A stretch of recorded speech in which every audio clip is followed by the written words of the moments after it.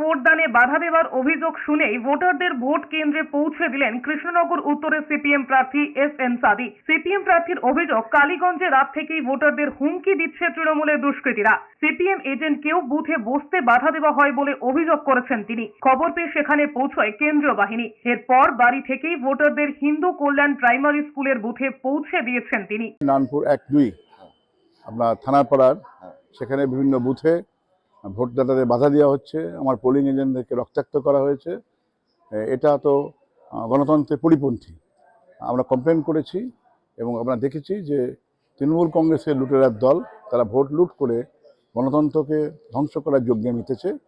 যদিও এর সঙ্গে সঙ্গে পাশাপাশি মানুষ প্রতিবাদ করছে, প্রতিরোধ হচ্ছে সর্বত্র। মানুষ প্রতিরোধ করেই তার যে ভোটদানের যে অধিকার, সে অধিকার সুরক্ষিত করছে।